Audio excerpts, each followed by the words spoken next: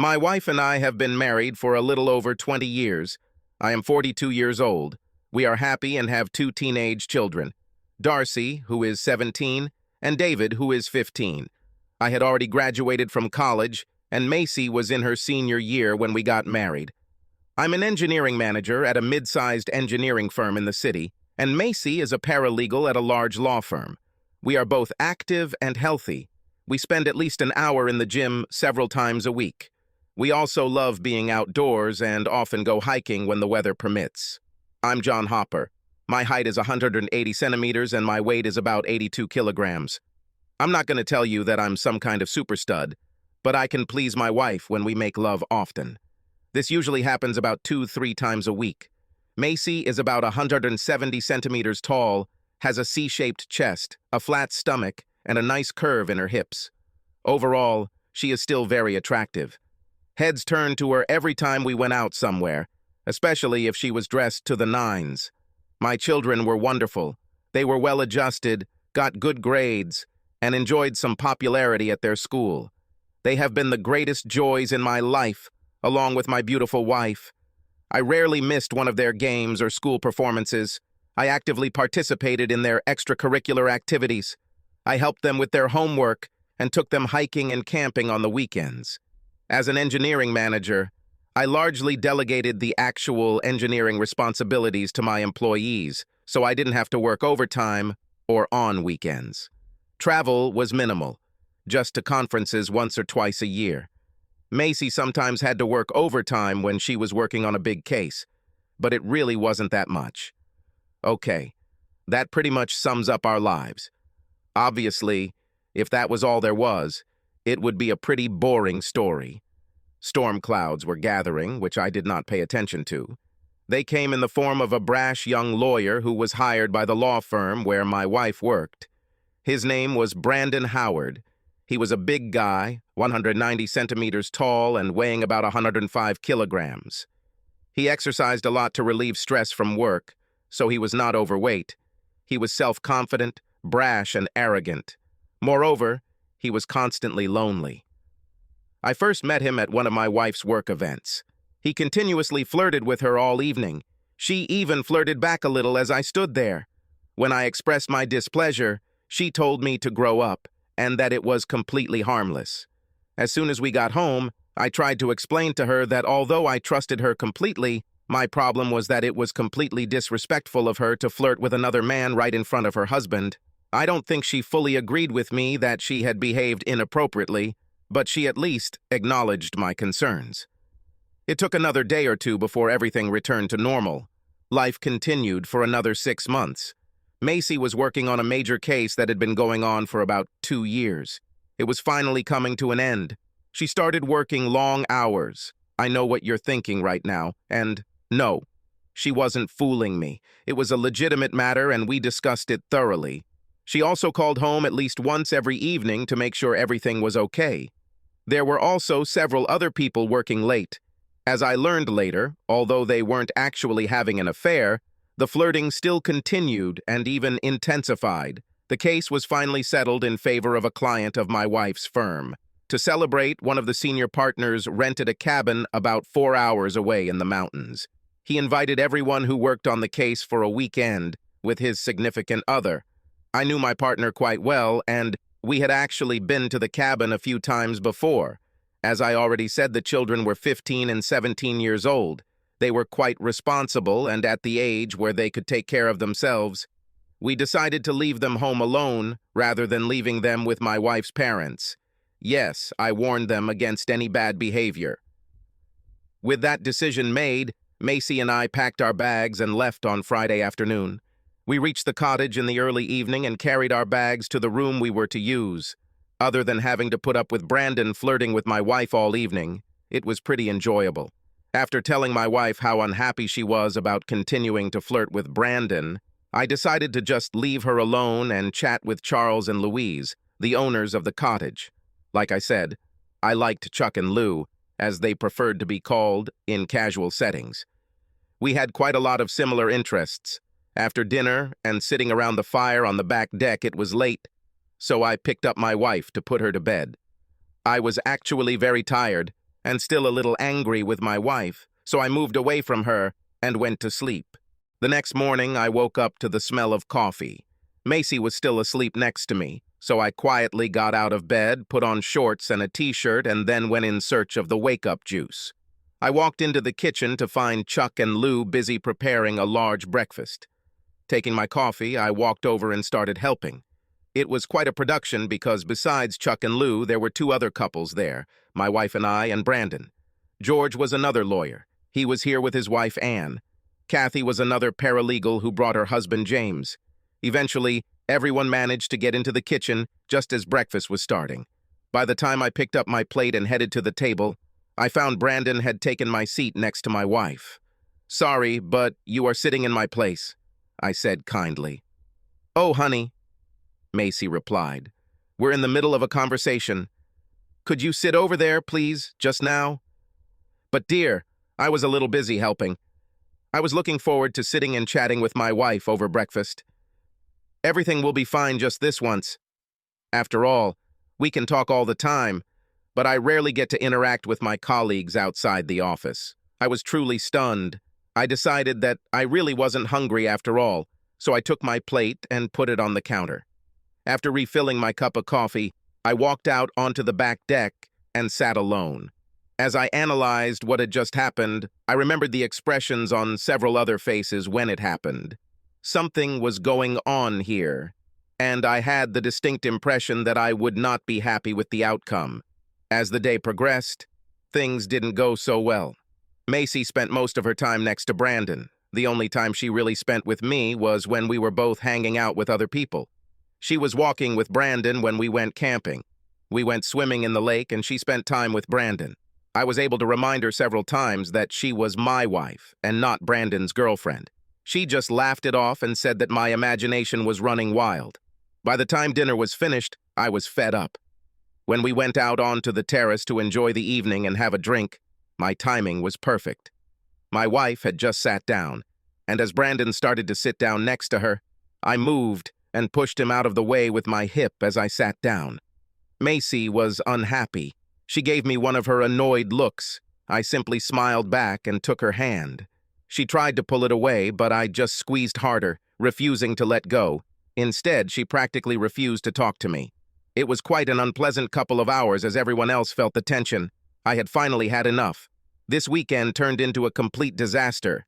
I apologized, explaining that I was tired from the day's activities, and got up to go to bed. I went into the kitchen to refresh my drink. My plan was to pack before bed so I wouldn't be rushed the next morning before heading home. I'm just twisted cap on a bottle of bourbon when Macy entered. "John, I need to talk to you for a minute before you go to bed." "Well, Macy, I'm kinda surprised by this. We had the whole day to talk, but you preferred to talk to everyone except me. In fact, you talked to Brandon almost non-stop, but you barely said a word to your husband. At least she had the decency to blush." "Yes, well, you see, I need to explain this. Then this should be interesting. First of all, I need you to understand that I have never cheated on you. Ever. Judging by the way you acted this weekend, I'm not so sure. This is true. Okay, Brandon and I flirted a little, but that's about it. He never even really touched me, other than to help me overcome a few obstacles during our hike today. Now, as I said, I was completely faithful to you, and it would never even occur to me to cheat on you. But there are no buts in this. That's why I'm here talking to you. Now, I have to admit that there is quite a strong sexual attraction between Brandon and I. The flirting we were doing led to some sexual tension. That's why I need to tell you that I will spend the night with him. I needed to tell you and be honest, so it wouldn't be cheating. I'm not going to go behind your back. No." "What?" I said no. I'm not going to let that happen. Look, I've already made my decision on this matter. There's just so much sexual tension between us that I have to do this and see what it is. It's just this one time, and then when we get home tomorrow, I'll be all yours again. Let me be completely clear. I won't accept this. I won't approve of this. If you go through this, there will be dire consequences. I will stand behind this. Baby, if you really love me, you'll let me do this one time. Baby, If you really love me, you wouldn't even ask for this. Heck, you wouldn't even think about it. John, I really need to do this. This is just one time. Then I will come back and be completely faithful to you again. Macy, do you remember our wedding vows? Especially the part about leaving everyone else? Moreover, since you feel the need to break this vow that you freely made in front of God and in front of all our friends and family, why should I believe this promise made quietly, without witnesses? Okay, John, I can see you're angry about this now. I really need to do this, so I'll see you in the morning. We can discuss this tomorrow on the way home. With these words, she turned and went back out into the street. Just like that, 20 years of a happy marriage were flushed down the toilet. She expected me to be a faithful husband and wait for her to fly back into my open arms the next morning. I don't work like that. We discussed this several times. More than one of our friends cheated on their spouse, and we talked about it. We didn't have passes to the treason hall. Cheating was a deal breaker, and I don't care if she told me first. Deception is not just going behind the back of someone else. The very act of having sex with someone else is cheating. I poured my drink into the sink. I didn't need another one for what I was going to do. I went up to the room and collected all my things. I left Macy's things as is. She could take care of her own shit.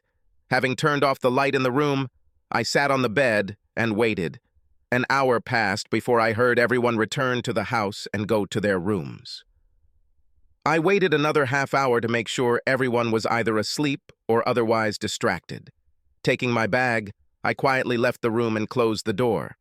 I managed to get out into the street almost silently. Luckily, my car was parked furthest away. It was a fairly new car, so when I started it and drove off, it was quiet. It was just after 2:00 a.m. when I pulled up to our house. I noticed that the light was on, so it was obvious that at least one of the children was still awake. Sighing, I walked out, grabbed my bag, and went inside. Of course, both children stayed up and watched the movie. "Hello, Father. What are you doing here? I didn't think you'd be back before tomorrow. I mean, later today," Darcy noticed. "Yes, where is Mom?" David added. "Well, by answering David's question, I can answer both questions. Your mother is still at the cottage in her lover's bed. Yes, I'm an asshole for dragging our kids into personal matters between their mom and me, but I thought being honest with them would prepare them for the changes to come. Okay, maybe I could have at least been more diplomatic about it, but I didn't feel much remorse at the time. What does 'in your lover's bed' mean? Is your mom really cheating on you?" Darcy almost screamed. "That's exactly what I meant. She cornered me this evening and told me she was going to sleep with someone else tonight.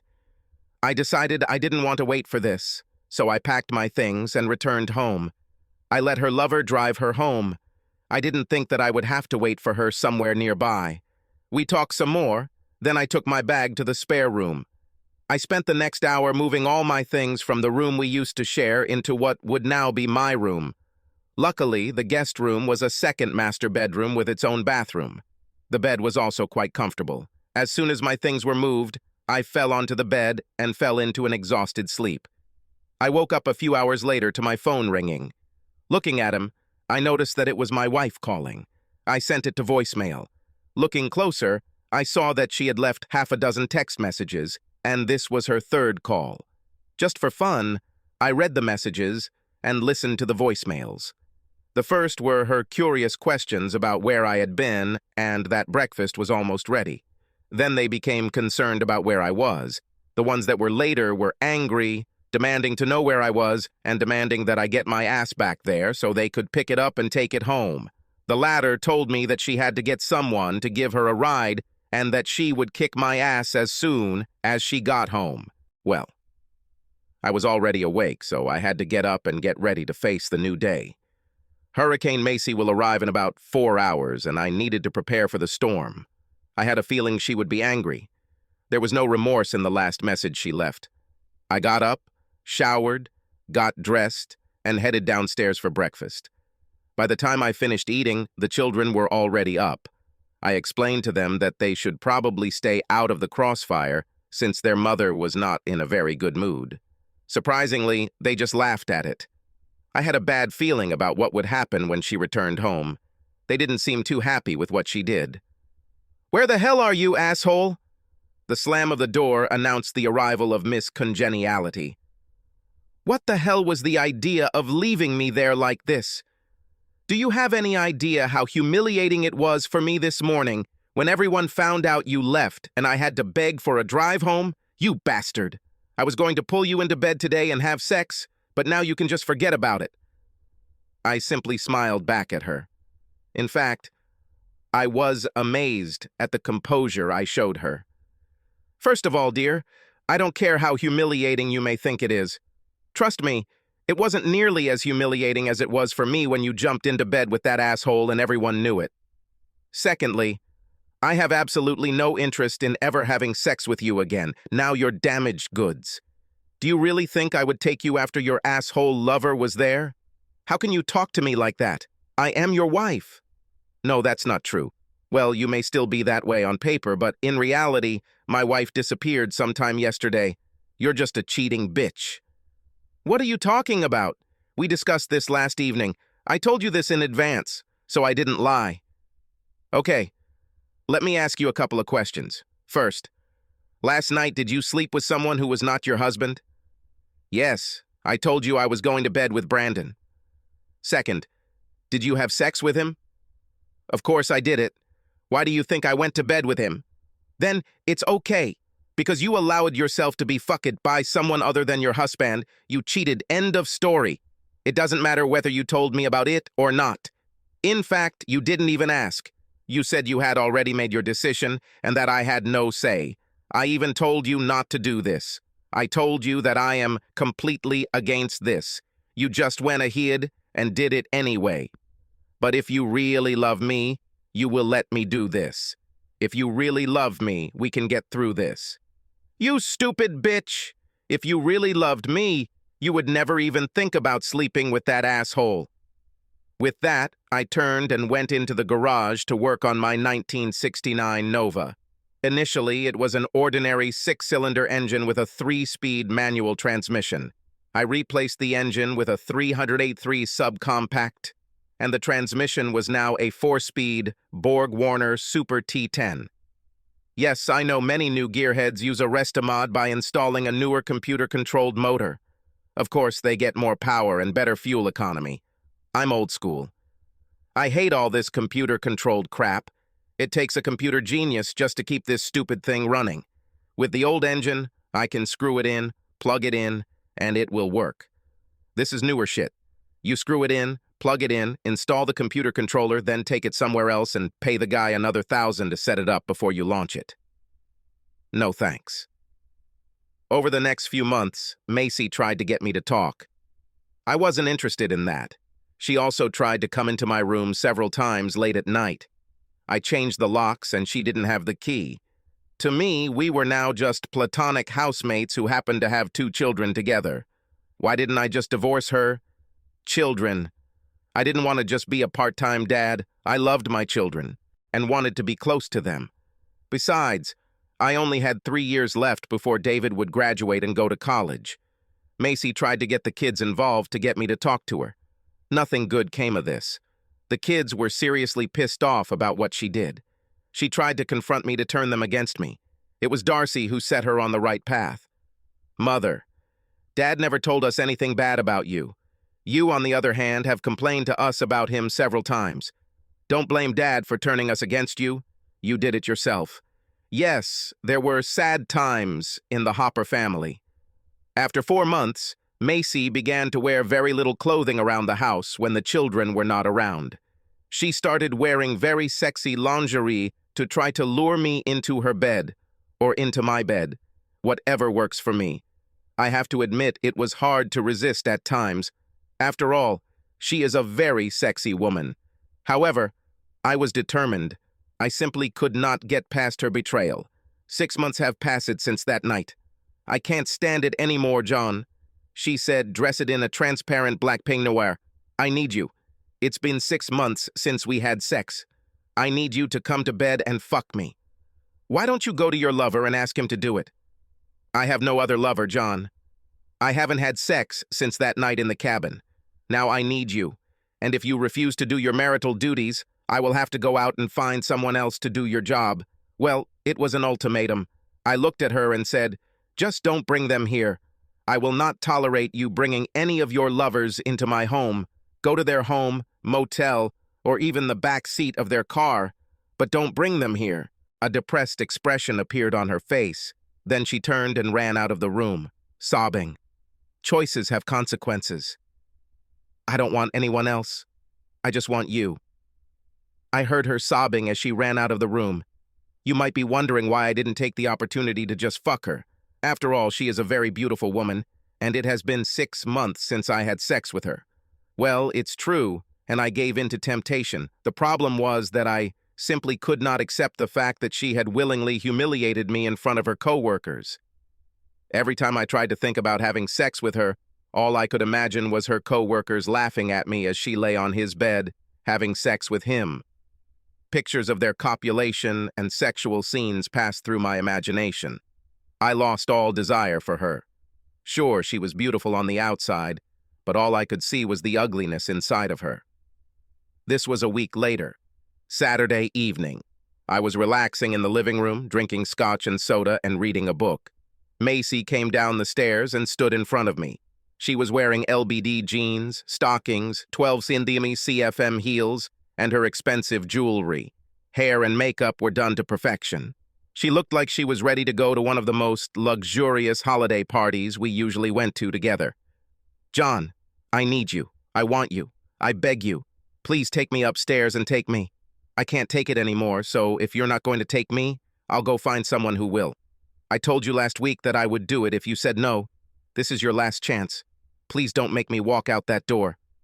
You look very cute, I answered. I have no doubt that you will find someone to spend the night with. Just be ready, because if you fuck someone else, I'll take that as your permission for me to do it too. If you walk out that door and have sex with another person, I would view it as an open marriage in which we are both free to have sex with other people. Damn it, John, this is not what I want.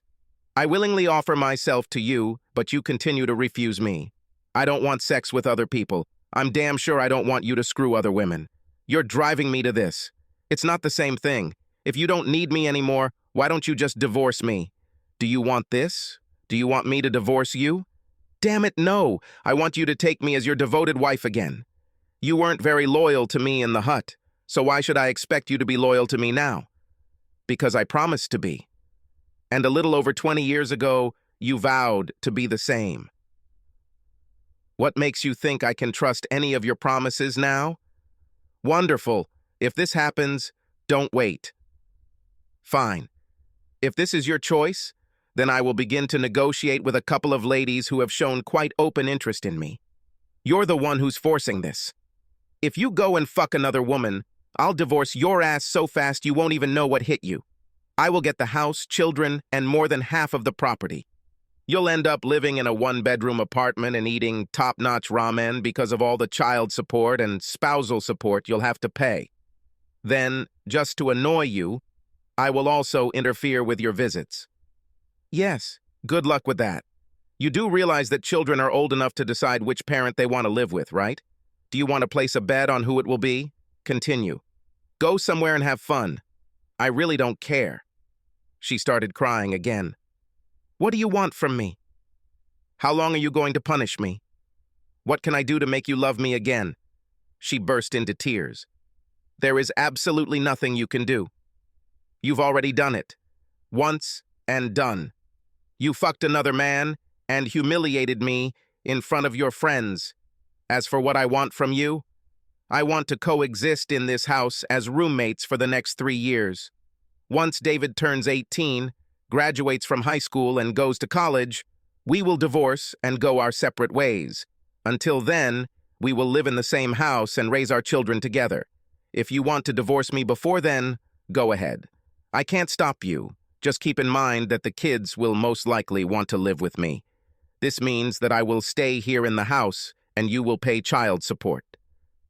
Macy, I just can't trust you anymore. I can't live with the thought of my wife having sex with someone else every time she's not home. I can't live with the thought of the next time you break your promise to be faithful. Here, I have only two options. The first is to divorce you now, and then the children will have two parents who spend part-time with them. Another option is to live in the same house where we both will have freedom, but the children will be in a two-parent household. We will live in the same house, but we will be divorced in all respects except on paper. You are free to date as much as you want, just like me. We just won't bring anyone home with us. She actually went out that evening after washing her face and putting on her makeup. As promised, I also started dating other women. After a month, she seemed resigned to her fate. We were polite to each other and basically lived as platonic roommates while we raised our kids. We acted like a family. When one of us had a party, we usually went together. I had to maintain this farce in public. Of course, it didn't take long before all our colleagues realized what was happening. Heck, I dated several single women in my office, as did she with some of the guys she worked with. Yes, she constantly tried to lure me into her bed, but I mostly refused. Okay, of course, I gave in to her a couple of times. She was still a beautiful woman, and after a couple of drinks, I let my little head make a decision. I always wore a condom with her, and it was sex, not lovemaking. "So, is that all?" Macy said with tears in her eyes. "This is all," I replied as I loaded another box into my truck. "Thank you for 20 wonderful years, Macy. It was 23 years ago. I know." Yes, tears welled up in her eyes again. A little over 3 years have passed. David has just moved into his dorm for college. Darcy was about to start her first year at university. The house was sold, and we were packing to move out. We went in different directions. The divorce had already begun, and we were simply biding our time until the final decision was made. The assets were divided 50-50. The kids' college bills were already fully funded. "I still love you, you know," she whispered. "I know. I'm sorry." "Me too." She turned to look at me, tears streaming down her cheeks. Will you call me sometimes? Come see me sometimes? Maybe we can meet from time to time. Please?" No commitment, just to see each other. My hatred for what she did has long since dissipated. I no longer felt the same love, but I didn't despise it either. In fact, I saw her as something of a friend. Besides, we were still connected by our children, and honestly, she was damn good in bed. Certainly, we can do it. In addition, we will have children's birthdays, graduations, weddings, and grandchild births that we will both attend. The children forgave Macy for what she did. Their relationship improved, but never returned to what it was before. Macy bought a small 3-bedroom apartment so her children could visit her when they came to town. I bought a small house with a couple of hectares of land and a workshop. It was a pretty small town, so we still dated occasionally. I called her and she called me. We even went somewhere together a few times. No, we never had a chance to get back together, although she tried. Each of us met quite often. She ended up having several fairly long-term relationships. I was just content to be single. I decided I'd had enough of being exceptional. For me, there are 2 reasons to be married. The first is to have and raise children. I had done it before and was too old to do it again. Another reason was the desire to grow old together and have a companion in their old age. It didn't really matter to me. I had a lot of friends and family if I got lonely. "John, I have a very big request to ask of you. I understand if you don't want to do this, but I would really like you to at least think about it. We had lunch at a good restaurant. 5 years have passed since the divorce. Ask right away. I assumed you needed something when you invited me to lunch today. By the way, where is your boyfriend? Won't he be jealous that you invited your ex-husband to lunch?" She smiled. "No. He knows everything about our past. He knows he has nothing to worry about. Besides, it was he who suggested that I ask you in private. He thought it might be more uncomfortable if he were here. However, he is willing to take your call if you want to make sure he agrees with this request." "Fine. You got me interested." "John, Martin proposed to me, and I agreed." "Fine. You love him? Have you finally passed us by?" "I will never completely forget us, John. However, I have come to terms with it. As for Martin, I feel comfortable with him. I really love him, and we have a great time together. I've settled down and plan to spend the rest of my life with him. Okay, so what do you want to ask for? If this is my blessing, then you have it. Although you don't really need it. I have no say in this matter. No, well, I guess that's kind of true, but what I want is for you to walk me down the aisle and marry me off at the wedding. What? I want you to walk me down the aisle and marry me off at my wedding. Macy, most ex-wives don't even want their ex-husbands to be present at their new marriages, let alone actually participate in the ceremony. Yes, I'm aware of this. Then why in the name of all that is holy do you even think this is a good idea? Fine. Listen to me. I've obviously discussed this with Martin and he agrees with it. I just sat there dumbfounded as she explained her train of thought. After listening to her, I had to admit that it made some sense, in a really strange way. John, you were the most important man in my life, with the exception of my father. As you know, he is no longer alive. Moreover, you were the last significant relationship in my life. I could talk David into giving me away, but it just doesn't seem right for my son to give away his mother. It's like I belonged to my son. I just think it sounds a little weird. Instead, my heart belonged to you for most of my adult life. You were the last man who owned any part of me. Martin and I think it would be appropriate if the last man who held my heart gave that heart to a new man. After all, even if you still have a piece of my heart, it's obvious that you don't necessarily want to keep it.